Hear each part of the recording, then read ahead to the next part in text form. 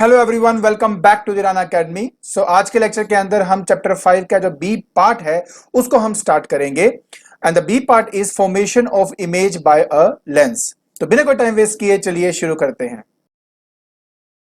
तो सबसे पहले बेटा आपको मैं रूल्स के बारे में बता देता हूं कि जैसे कि जिन रूल्स की हेल्प से हम अपनी इमेजेस को फॉर्म करेंगे। देखिए सबसे पहला रूल, देखो ये वही रूल्स हैं जो हम ऑलरेडी पढ़ चुके हैं। तो अब देखते हैं वो क्या क्या है। पहला हमने ये पढ़ा था कि अगर मेरे पास थिन कन्वेक्स लेंस या थिन कनकेव लेंस है तो अगर कोई रे ऑफ लाइट ऑप्टिकल सेंटर से होके जाएगी तो बिना किसी डेविएशन के वो पास कर जाएगी। फिर हमने पढ़ा था कि अगर एक ray of light is parallel to the principal axis तो कन्वेक्स केस में वो मेरे प्रिंसिपल एक्सिस को क्रॉस करके जाएगी और जिस पॉइंट को क्रॉस करेगी, जिस पॉइंट से बेसिकली वो क्रॉस करेगी, वो आपका होगा second principal focus. And concave के केस में it appears to pass through a point and वो भी मेरा सेकंड प्रिंसिपल फोकस ही है। पर दोनों में फर्क ये है कि कॉन्वेक्स में ये रियल फोकस है और कनकेव में ये एक वर्चुअल फोकस होता है। फिर हमने पढ़ा था कि अगर एक रे ऑफ लाइट फोकस से अगर पास होती है, मतलब एक ऐसे पॉइंट से पास होती है जिसके बाद अगर वो पैरेलल हो जाए तो उस पॉइंट को हम कहते हैं द फर्स्ट प्रिंसिपल फोकस। और कॉनकेव के केस में अगर देखा जाए तो वही हमने यहां पे किया भी है कि इस पर्टिकुलर कंडीशन के अंदर अगर ray of light appear to pass through a point such that कि उसके बाद ये पैरेलल हो जाए तो वो हमारा होता है the first principle focus. Of course ये भी मेरा वर्चुअल है और ये मेरा क्या है, रियल है। तो अब इन तीन रूल्स की हेल्प से हम अपने इमेजेस को फॉर्म करेंगे। अब मेरी बात प्लीज ध्यान से समझना, ये जो पार्ट मैं आज आपको करवा रहा हूं मैं आज ही इसको खत्म भी कर दूंगा। बट ये जो पार्ट है ये बहुत ज्यादा इंपॉर्टेंट है। आपको रे डायग्राम बनाने को आता है, देखिए इसमें बहुत कुछ लिखा है बट आपको क्या याद करना है। नंबर वन, एक तो आपने रे डायग्राम बनाकर प्रैक्टिस करनी है, नंबर वन। नंबर टू, इसके जो करेक्टरिस्टिक्स होती हैं कि मतलब कि ये रियल इमेज है कि वर्चुअल इमेज है ना, इरेक्ट है कि डिमिनिश्ड है, क्या है ये, तो वो जो करेक्टरिस्टिक है वो आपने याद रखनी है। और तीसरा, इसकी जो एप्लीकेशन है वो आपने याद रखनी है। तो इसके लिए मैं कोई नोट्स नहीं यहां पे डालूंगा, आप इसी वीडियो के अंदर जो भी दिया है एग्जैक्टली यही कर लेंगे तो उससे भी आपका काम हो जाएगा। तो चलिए स्टार्ट करते हैं हम अपने कॉन्वेक्स लेंस के साथ। कॉन्वेक्स लेंस के अंदर इन टोटल 6 केसेस हैं, तो एक एक करके सभी को स्टडी करते हैं। तो सबसे पहले हमारे पास आता है when the object is at infinity. तो अगर ऑब्जेक्ट मेरा इंफिनिटी है तो क्या होगा, देखिए यहां पर आप देख सकते हो कि अगर मेरी ऑब्जेक्ट इंफिनिटी में है तो रेज ऑफ लाइट जो है वो पैरेलल है प्रिंसिपल एक्सिस के। एंड वी नो दैट कि जैसे वो पैरेलल होता है प्रिंसिपल एक्सिस के, वो किसी पॉइंट से पास होते हैं, that is the second principal focus. तो ये आपका यहां पे रे डायग्राम हुआ। यहां पे दो रेज दिखाई हैं, अगर आप यहां पे तीन रेज दिखाना चाहते हो तो जस्ट आपने क्या करना है, ये बीच वाली रेस जो लाइन है इस पे एरो लगा देनी है। अब ये बन गया है तीन डिफरेंट रेस, ठीक है।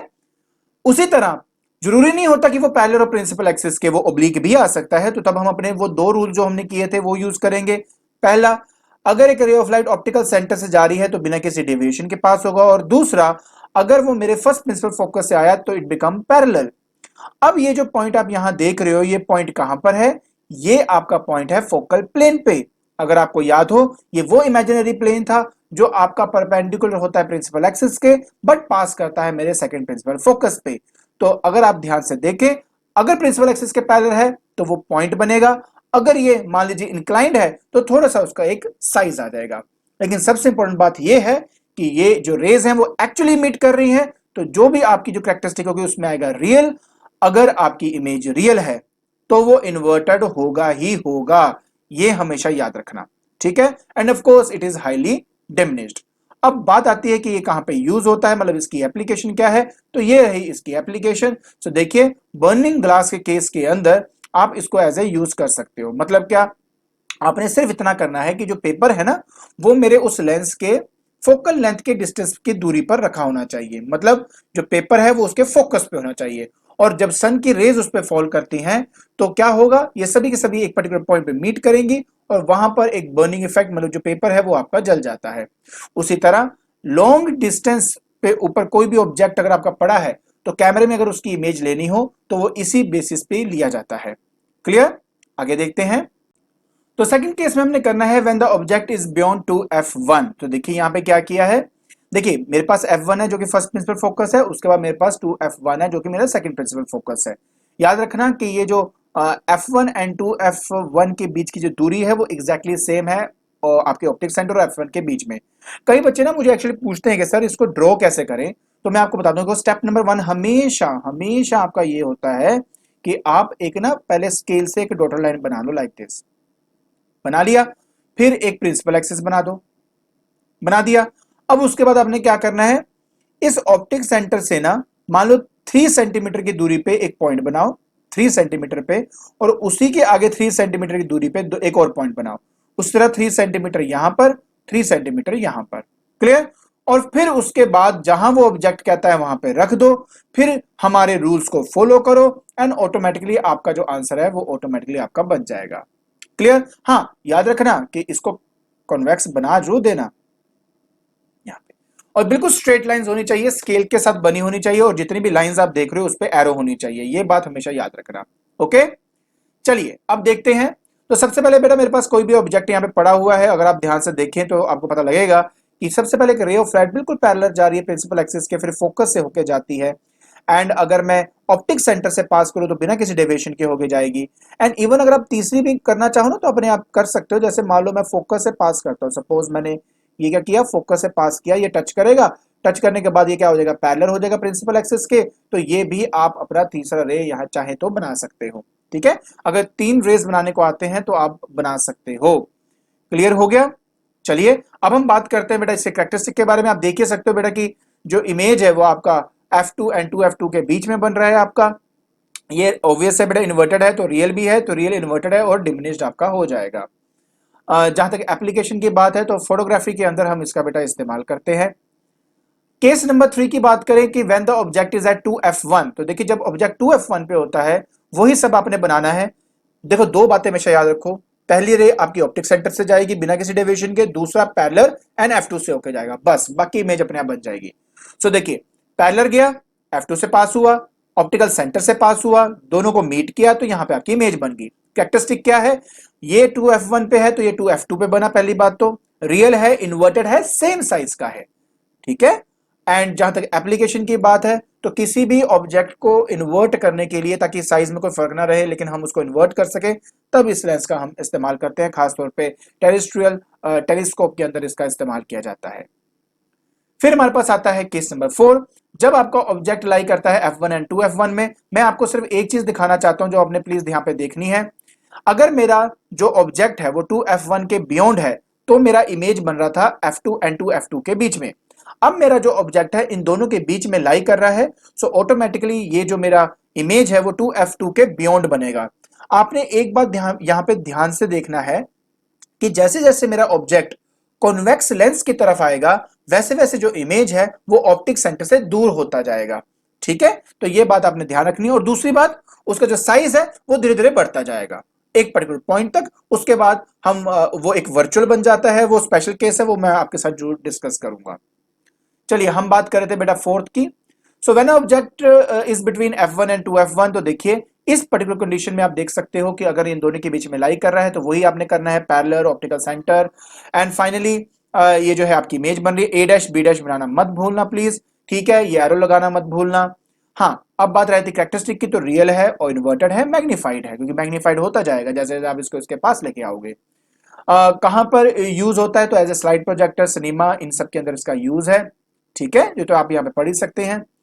नेक्स्ट हमारे पास आता है बेटा केस नंबर 5, कहता है ऑब्जेक्ट इज एट F1, तो जब ऑब्जेक्ट हमारा F1 पे होता है तो उस केस में रेज ऑफ लाइट पैरेलल होकर F2 में से होकर जाती है, इवन आपका ये ऑप्टिक सेंटर से होकर जाएगा।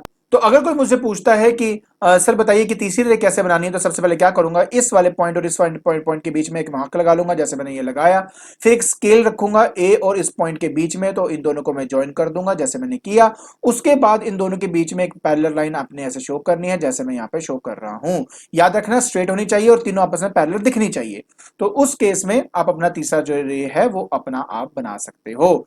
अब क्योंकि जो आपकी इमेज है वो इन्फिनिटी पे बन रही है, तो ये क्या होगा, देखिए सबसे पहले रियल है, इन्वर्टेड है, एंड हाईली मैग्नीफाइड आपकी जो है वो इमेज बनेगी। अच्छा, अब तो सो कॉलीमेटर ऑफ ए स्पेक्ट्रोमीटर, यहां पर बेसिकली हम इसका इस्तेमाल करते हैं। क्लियर? तो चलिए अब हम जो बात करेंगे वो हमने बात करनी बेटा सिक्स्थ केस की, एंड सिक्स्थ केस बहुत ही ज्यादा इंपॉर्टेंट है। देखिए अगर आपका ऑब्जेक्ट लाई करता है F1 एंड ऑप्टिकल सेंटर के बीच में तो क्या होगा? तो देखिए ये आपका ऑब्जेक्ट है, ये आपका लाई कर रहा है F1 और O के बीच में, तो रे ऑफ लाइट पैरेलल जाएगी एंड F2 से होके जाएगी और एक रे आपकी जाएगी डायरेक्टली ऑप्टिकल सेंटर के बीच में।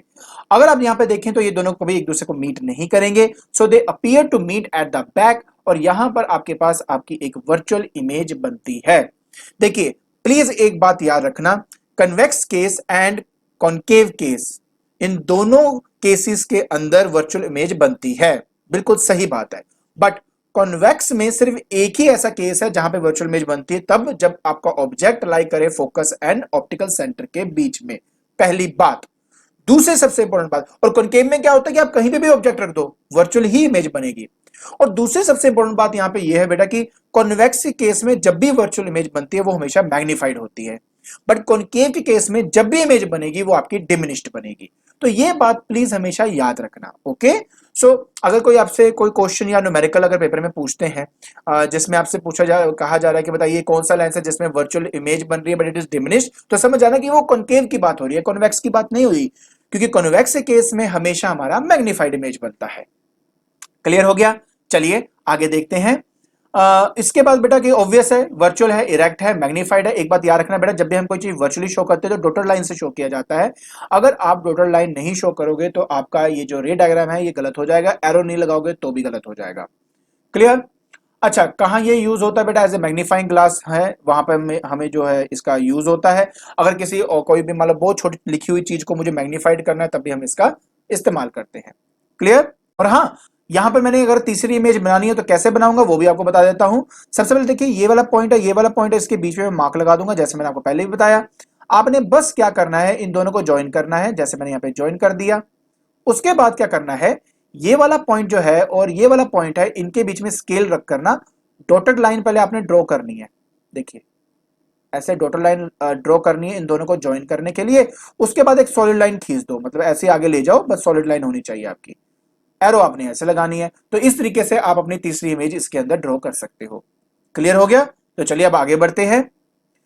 सो अब हम करेंगे कॉन्केव के बारे में। सो कॉन्केव में सबसे पहला केस है when the object is at infinity. तो देखिए अब अगर आप जानते हो कि अगर मेरी रे ऑफ लाइट पैरेलल हो प्रिंसिपल एक्सिस के तो it appears to pass through the focus, that is known as second principal focus. तो यहां पे आपके पास इमेज बनेगी, ऑफ कोर्स वर्चुअल है। अब वर्चुअल होगा तो इरेक्ट होगा ही होगा, ये बात याद रखना, इरेक्ट होगा ही होगा एंड डिमिनिश्ड होगा आपका हमेशा। दूसरा, अगर ओब्लिक हो तो इस तरीके से आप अपनी रेस बना सकते हो, जैसे कि अगर मेरे F1 से होकर जाएगा इट बिकम पैरेलल, तो वो क्या करेगा, मेरे appear to pass at point A dash, और यहाँ पे ऑप्टिकल सेंटर से तो हो ही गया था आपका। तो उस कंडीशन के अंदर आप देख सकते हो कि यहाँ पे आपकी एक वर्चुअल इमेज तैयार हो जाती है which is diminished of course. Okay, characteristic virtual, erect and highly diminished, end of course बेटा गैलीलियन टेलीस्कोप जो है वो इसी मैनर पे बेसिकली काम करता था आपका। नेक्स्ट आपका है कि when the object is at finite distance, अगर फाइनाइट डिस्टेंस मतलब कोई भी डिस्टेंस रख लो आप, तो उस केस में बेटा वही चीजें, दो चीजें। नंबर वन, सबसे पहले मैं क्या करूंगा कि एक रे ऑफ लाइट है आपकी बेटा क्या जा रही है, आपकी पैरेलल जा रही है, appear to pass through F2 and optic centre वाला। कोई अगर मुझे पूछता है कि सर अगर बताइए तीसरी रे कैसे बनेगी, तो मैं क्या करूंगा, ये जो पॉइंट आप देख रहे हो, ये वाला पॉइंट और ये जो वाला पॉइंट है, इन पे स्केल रखकर पहले मैं यहाँ पे एक डॉटेड लाइन, पहले मैं एक सॉलिड लाइन ड्रॉ करूंगा। ये मैंने यहाँ पे ऐसे थोड़ा नीचे लगेगा, यहाँ पर ये ऐसे मैं ड्रॉ करूंगा सच दैट कि ऐसा लगे, और यहाँ पे हमें डॉटेड लाइन पास करनी है, ठीक है, ऐसे हमें पास करनी है। नाउ यू नो दैट कि अगर वो मेरे जो रे ऑफ लाइट अगर F1 से पास होता तो क्या होता था, वो मेरे पैरेलल हो जाता था प्रिंसिपल एक्सिस के।